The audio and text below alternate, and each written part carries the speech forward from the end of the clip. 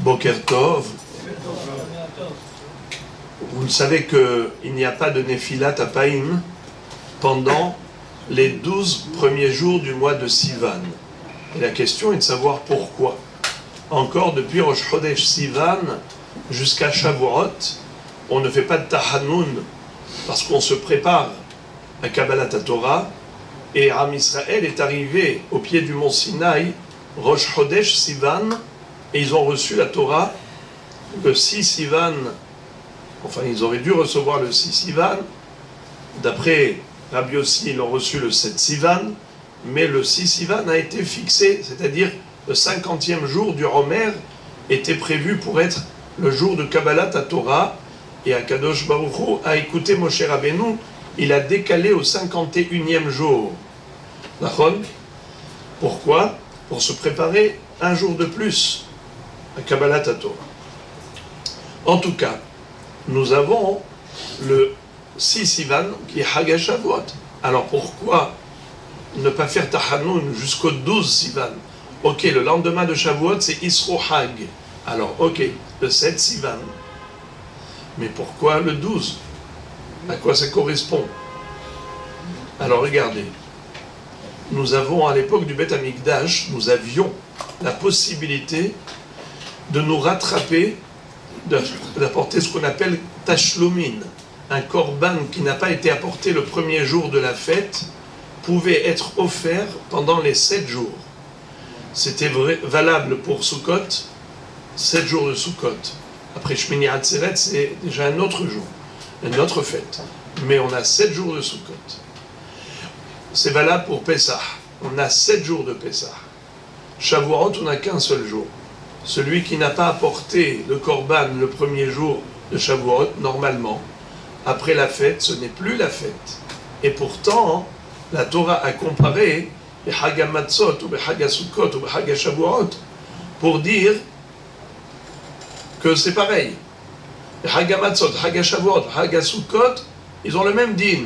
De la même façon qu'on peut se rattraper et apporter le korban qu'on n'a pas apporté le premier jour, on peut l'offrir pendant 7 jours pour Pessah, 7 jours pour Sukkot, et bien pareil, 7 jours pour Shavuot. Les 6 jours d'après Shavuot sont des jours de rattrapage du korban.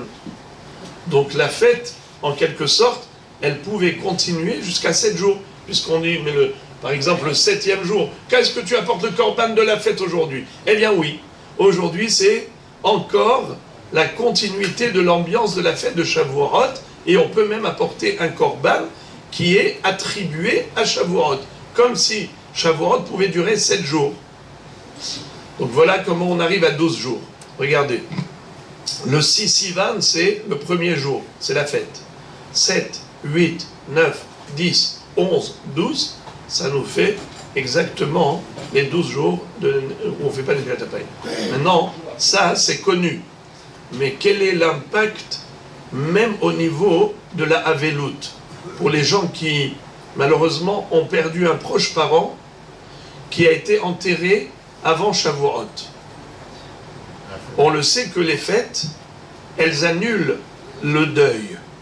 Quand arrive Yom Tov, n'importe quel Yom Tov, ça annule le deuil. Quelqu'un qui était par exemple pendant les Shiva, même, imaginons, il a fait qu'un seul jour.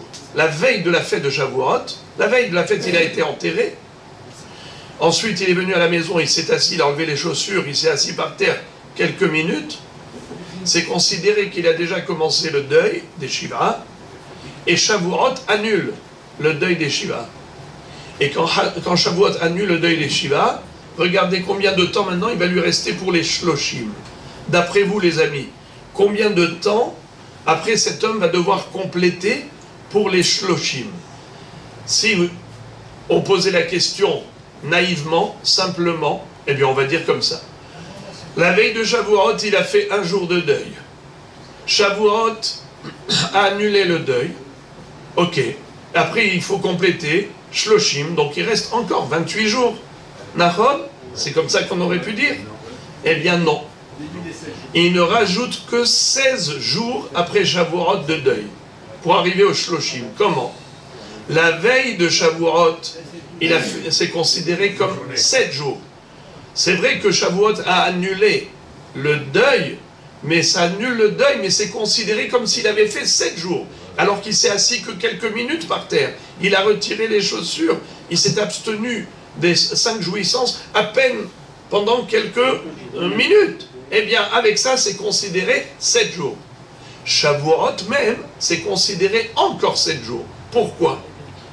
Parce qu'on vient de dire que Shavuot intègre et incarne une Kedusha de 7 jours. La preuve, c'est qu'il n'y a pas de Tachanout pendant les 7 jours, 6 jours après Shavuot. Donc ça veut dire que Shavuot lui-même est considéré comme 7 jours. 7 et 7, ça fait combien? 14. 30 moins 14, 16. Il doit rajouter juste 7 jours et il fait les Shloshim. Donc les Shloshim après 7 jours après Shavuot. Donc ça veut dire que c'est pas seulement pour le Tahanoun que ça a un impact, même qu'on n'entende que des smahot.